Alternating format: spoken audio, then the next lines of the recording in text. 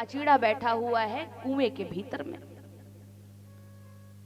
और तब भगवान ने अपना हाथ नीचे किया और उस काचीड़े को ऊपर लेकर के आए। जैसे ही भगवान ने उस काचीड़ा का स्पर्श किया तो वो एक देव पुरुष में बदल गया, देव पुरुष में बदल गया।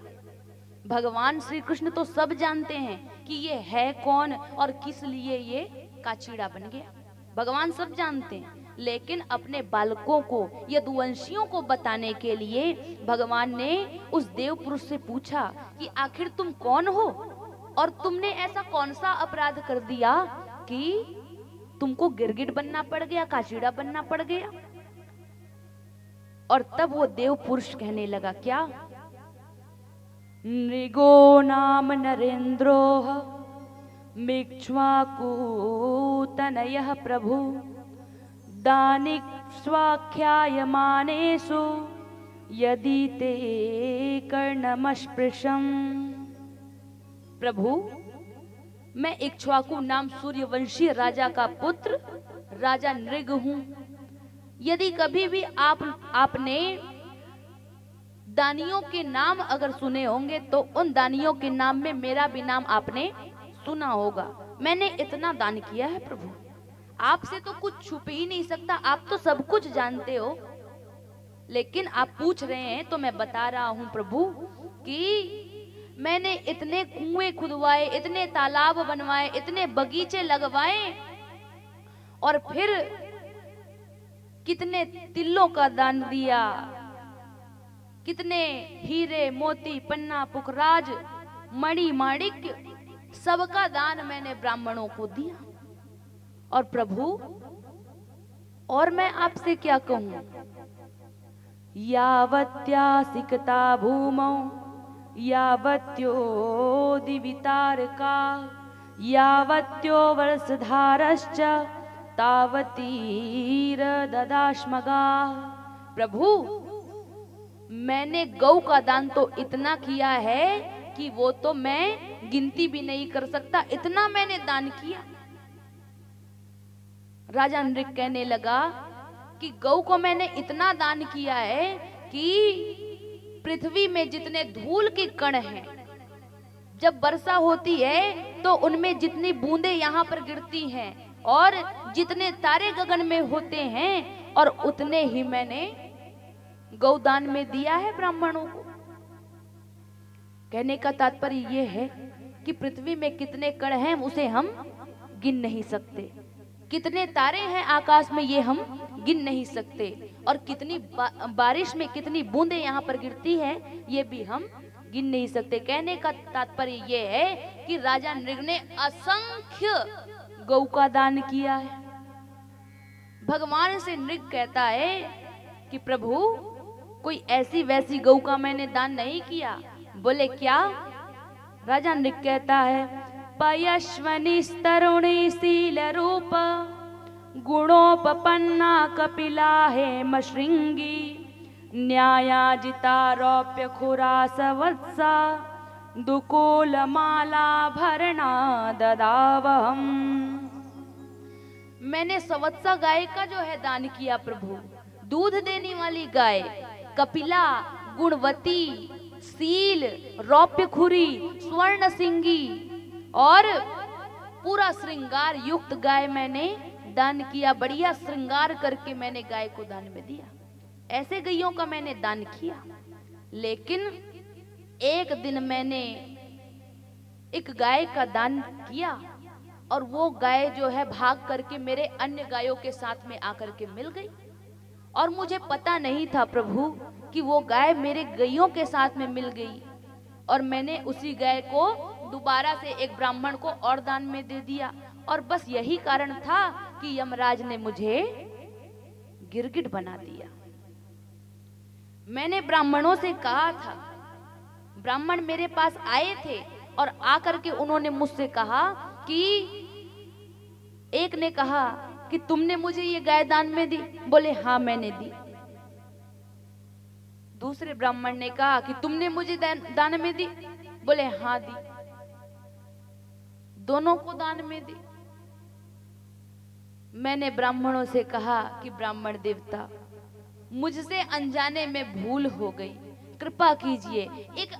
एक गौ के बदले आप मुझसे कितने गौ चाहते हैं आप कहिए, 1000 ले लीजिए, लाख ले लीजिए, लेकिन मुझे क्षमा कर दीजिए, ये गैया को छोड़ दीजिए। और तब वो ब्राह्मण कहने लगे, नहीं हमें तो यही चाहिए। तुमने दान किया कि नहीं किया? बोले हाँ किया। मुझे दान में दिया कि नहीं दिया? बोले हाँ दिया। अब तो ब्राह्मणों ने कहा कि ये कहता है कि मुझे दान में दिया तो फिर भी सिर हिलाता है, मैं कहता हूं तो भी सिर हिलाता है। जा, गिरगिट के जैसे रंग बदलता है, गिरगिट के जैसे सिर हिलाता है, जा और जा करके काचीड़ा बन जा, गिरगिट बन जा। और यही कारण था प्रभु कि आज मुझे गिरगिट बनना पड़ गया था, लेकिन आपके स्पर्श से, आपके दर्शन से आज मुझे पुनः जो है ये शरीर प्राप्त हो गया। मैं तो धन्य हो गया प्रभु कि आपका मुझे दर्शन हो गया। और भगवान का स्तुति करने लगा, देव देव जगन्नाथ गोविंद पुरुषोत्तम नारायण हृषिकेश पुण्य श्लोकाच्युताभ्यय।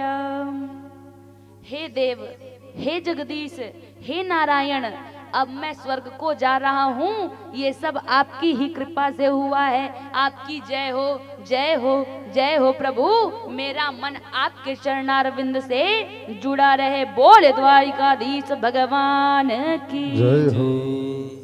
सुखदेव जी ने कहा कि राजन, इस प्रकार से स्तुति प्रार्थना करके राजा नृग जो है स्वर्ग को चले गए एक देव पुरुष के रूप में। और उसके चले जाने पर भगवान कृष्ण ने अपने यदुवंशियों से और अपने बालकों को जो है शिक्षा देते हुए ये कहा कि देखा आप लोगों ने, एक ब्राह्मण का धन कभी भी हरण नहीं करना चाहिए, कभी भी छीनना नहीं चाहिए, क्योंकि ब्राह्मण का धन छीनने वाला बड़ा पापी होता है। अगर तुमने ब्राह्मण को दान में दे दिया और उसे फिर से ले लिया तो ये तो गलत होता है। अब जैसे मान लो आप यहाँ पर कुछ चढ़ा रहे हैं, भगवान को कुछ भी अर्पण कर रहे हैं, चाहे फूल हो, दल हो, द्रव्य हो, कुछ भी हो, और उसके बाद क्या आप लोग ऐसे निकालते हो उसको? खुद लेते हो? नहीं लेते ना, क्योंकि जो भगवान को अर्पण हो गया और उसके बाद वो भगवान के द्वारे फिर ब्राह्मण को अर्पण हो गया। तो ब्राह्मण का कोई भी वस्तु जो है हरण नहीं करनी चाहिए, छीननी नहीं चाहिए। ब्राह्मण के धन को तो जहर से भी जहर मानना चाहिए। भगवान कृष्ण ने कहा, मैं तो जहर को भी जहर नहीं मानता, क्योंकि वो तो खाने पर ही जहर अपना प्रभाव दिखाएगा, और वो भी जहर खाने के बाद भी कोई औषधि होती है उसकी, जिससे हम प्राण बचा सकते हैं। लेकिन कोई ब्राह्मण के धन को यदि हरण कर लेता है, छीन लेता है, तो फिर तो सारे कुल का सर्वनाश वो जहर कर देता है। वो चाहे अपना दिया हो, चाहे दूसरे का दिया हो, जानकर हो चाहे अनजाने में हो, यदि कहीं कोई ब्राह्मण का धन छीन लेता है, उसे 60,000 वर्ष तक विष्ठा का कीड़ा बन करके रहना पड़ता है। लिखा है पुराण में, क्या लिखा? स्वदत्ताम पर दत्ताम वा ब्रह्म वृत्तिम हरेच्छय 60 वर्ष सहस्राणि विष्ठायाम जायते कृमि। 60,000 वर्ष तक के उसे विष्ठा का कीड़ा बन करके रहना पड़ता है। और इसीलिए ब्राह्मणों का धन नहीं छीनना चाहिए, ब्राह्मणों को रुलाना नहीं चाहिए। अगर ब्राह्मण के धन छिन जाने पर ब्राह्मण रोता है और ब्राह्मण के आंसू जब नीचे गिरते हैं पृथ्वी में, तो उस आंसू से जितने धूल के कण भीग जाते हैं, उतने ही वर्षों तक के वह जीव जो है कुंभी पाक नरक में जो है जाकर के उसे सड़ना पड़ता है। कुंभी पाके सुपच्यन्ते ब्रह्म दायापहारेण। अतः ब्राह्मणों का धन हरण नहीं करना चाहिए। यदि ब्राह्मण अपनी इच्छा से कुछ देता है तो भले ही प्रसाद रूप में उसे लेना चाहिए और इससे जो है दोष नहीं लगता। भक्तों, भगवान श्री रामचंद्र जी के राज्य में इन सभी बातों का विशेष करके जो है ध्यान दिया जाता था। आज के समय में तो धर्म और न्याय व्यवस्था जो है इतनी बिगड़ती जा रही है कि जहां भी देखो धर्म की तो बात है ही नहीं, जहां देखो बस अधर्म की बातें ज्यादा फैली हुई हैं। न्याय तो है ही नहीं, बस अन्याय ही हो रहा है।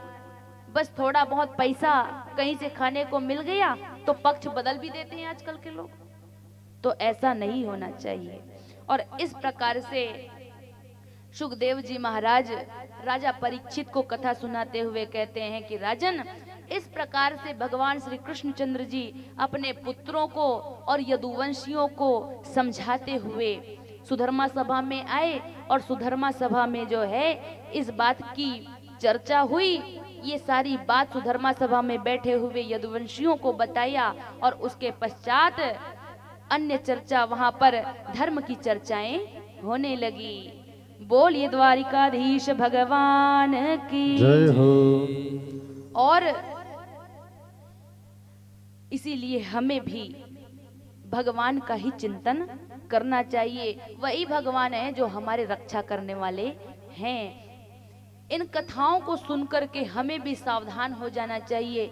हमें भी धर्म के प्रति प्रेम होना चाहिए, धर्म में तत्पर रहना चाहिए, मन बिगड़ ना जाए। इसीलिए भगवान को यही प्रार्थना करना चाहिए, भगवान से कहना चाहिए क्या, दे दो मुझे सहारा, दे दो मुझे